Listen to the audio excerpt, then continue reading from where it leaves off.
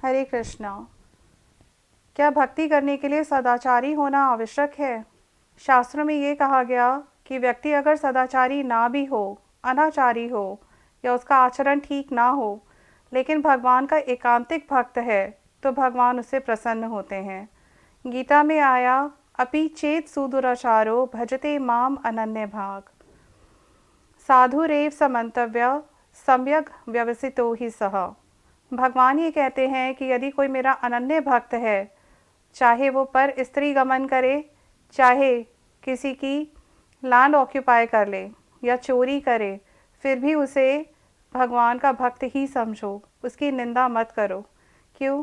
क्षिप्रम भवति धर्मात्मा शाश्वत शांति निगच्छति। भगवान ये कहते हैं क्योंकि उसके हृदय में वास करके मैं उसका मल हमेशा के लिए दूर कर दूंगा, जिससे वह शाश्वत शांति प्राप्त कर सकेगा।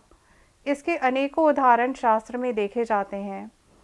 एक उदाहरण है लक्ष्य हीरा। लक्ष्य हीरा एक 16 साल की बार वनिता या वेश्या थी। हरिदास ठाकुर जी, जो कि ब्रह्मा जी का अवतार हैं, चैतन्य लीला में उनका पतन कराने के लिए रामचंद्र खान ने लक्ष्य हीरा को हरिदास ठाकुर के पास भेजा था।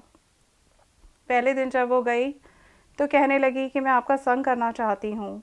हरिदास ठाकुर जी, जो कि नाम आचार्य हैं, हर दिन 3 लाख हरि नाम करते थे। उन्होंने कहा, ठीक है, मैं तुम्हें आनंद दूंगा, तुम बैठ जाओ। जैसे ही मेरी नाम संख्या पूरी होगी, मैंने एक निर्धारित नाम करने का प्रण लिया हुआ है। जब मेरी नाम संख्या पूरी हो जाएगी तो मैं तुम्हें आनंद दूंगा। अभी तुम बैठकर प्रतीक्षा करो।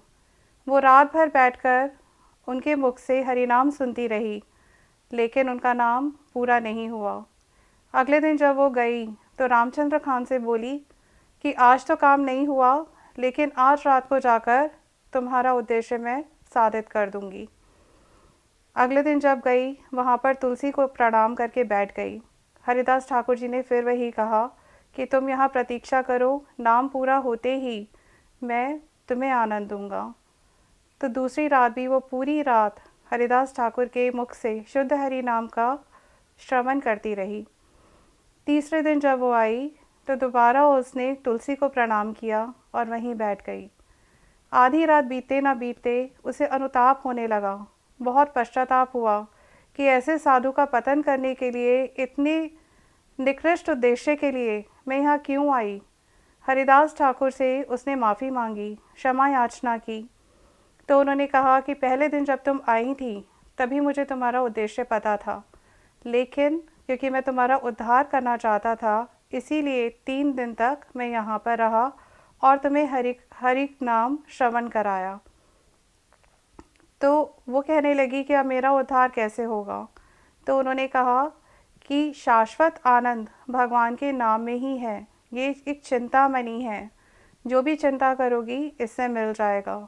तुम हरिनाम दीक्षा लेकर यहीं पर रहो। अब ये कुटिया मैं तुम्हें ही दे देता हूँ। यहाँ पर तुलसी का मंत्र स्थापित कर कर तुम यहीं पर रहना, तुलसी की सेवा करना और प्रतिदिन 3 लाख हरिनाम करना।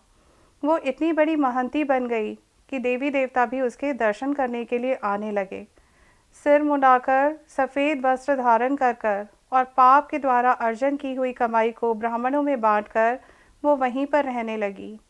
इस तरह से देखा जाता है कि सदाचारी होकर भगवान का भजन करेगा, ये कोई कंडीशन नहीं है, क्योंकि भक्ति देवी परम स्वतंत्र हैं, वो कहीं भी प्रकाशित हो सकती हैं।